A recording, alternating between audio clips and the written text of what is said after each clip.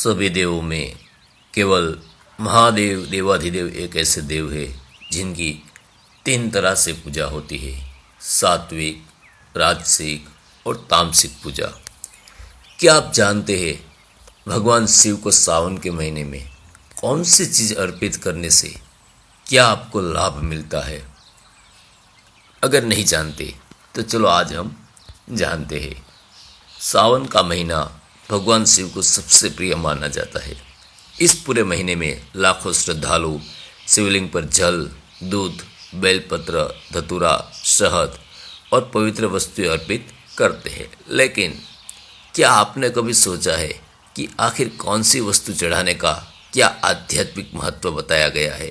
क्या हर इच्छा के लिए अलग अलग अर्पण का विधान है? सनातन परंपरा में सावन का महीना भगवान शिव की आराधना के लिए अत्यंत शुभ माना गया है।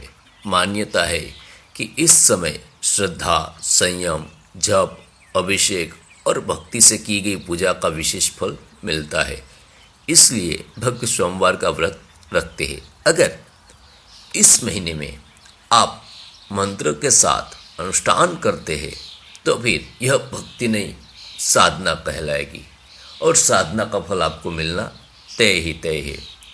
कोई भी मंत्र सच्चा हो, उसकी विधि सच्ची हो, तो फिर चाहे आप श्रद्धा रखें या ना रखें, इस तरफ आपका अनुष्ठान पूर्ण होगा और उस तरफ आपको फल मिलना प्रारंभ हो जाएगा। सबसे पहले शुद्ध जल या गंगा जल से अभिषेक करते हैं लोग। क्यों करते हैं? जल जीवन का प्रतीक है। शिवलिंग पर जल चढ़ाना अहंकार का त्याग और मन की शुद्धि का प्रतीक माना जाता है। ऐसी मान्यता है कि इससे मन को शांति मिलती है और भगवान शिव की कृपा प्राप्त होती है। दूध पवित्रता और सात्विकता का प्रतीक है। धार्मिक मान्यता के अनुसार दूध से अभिषेक करने से परिवार में सुख, शांति, स्वास्थ्य और समृद्धि की कामना की जाती है। दही स्थिरता और संतुलन का प्रतीक माना जाता है। ऐसी मान्यता है कि दही अर्पित करने से जीवन में स्थिरता और खुशहाली आती है। घी तेज और दिव्यता का प्रतीक है। घी से अभिषेक यश, सम्मान और आध्यात्मिक उन्नति के लिए प्राप्ति होती है। शहद मधुरता का प्रतीक है। मान्यता है कि इससे वाणी मधुर होती है और रिश्ते में प्रेम बढ़ता है। मिश्री या शक्कर, मिश्री जीवन में मिठास का प्रतीक है। इससे अर्पित करने से मान्यता है कि शांति और मधुर संबंधों की कामना की जाती है। कई लोग शिवलिंग पे गन्ने का रस भी चढ़ाते हैं। धार्मिक परंपरा में इसे आर्थिक उन्नति और खुशहाली का कामना से अर्पित किया जाता है। अगर आप शिवलिंग पर गन्ने का रस अर्पित करते हैं तो फिर आपकी आर्थिक उन्नति में बढ़ावा मिलता है। बेलपत्र, भगवान शिव को सबसे प्रिय बेलपत्र माना जाता है। ध्यान रखें कि बेलपत्र 3 पत्तियों वाला होना चाहिए और साफ हो, टूटा हुआ या कीड़ों ने खराब किया हुआ पत्ता ना हो।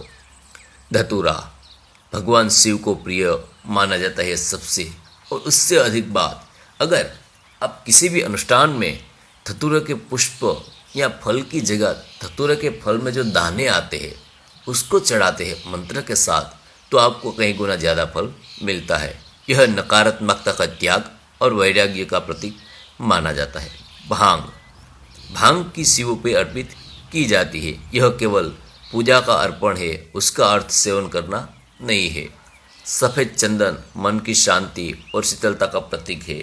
अगर आप भगवान शिव को सफ़ेद चंदन चढ़ाते हैं तो आपके मन को शांति मिलती है। सफ़ेद पुष्प पवित्रता, श्रद्धा और समर्पण का प्रतीक माना जाता है। एक बात याद रहे, भगवान शिव को तुलसी, हल्दी, सिंदूर या केतकी का फूल नहीं अर्पित करना चाहिए।